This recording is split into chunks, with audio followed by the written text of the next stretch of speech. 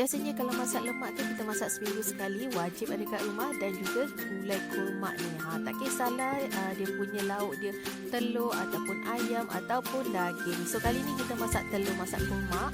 Korang tengok kuah dia pekat elok, pecah minyak macam ni, gaul dengan nasi, memang sedap. Okey, Nurul menggunakan serbuk kurma dari AKS Food, ada di showcase Titi Nurul dan page yang Nurul tag. Okey, 3 sudu makan serbuk kurma ni. Lepas tu kita bancukan dengan santan pekat. Okey, jadikan dia paste macam ni. Okey, dalam kuali panaskan minyak, lebihkan sedikit, kita masukkan semua bahan-bahan ni dan tumis sampai layu dan wangi, baru masukkan paste kurma tadi.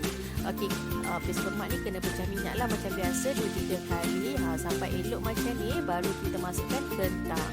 Okey, Nurul masak dulu kentang tu sampai empuk, baru kita masukkan telur rebus, lepas tu bahan-bahan yang lain lah.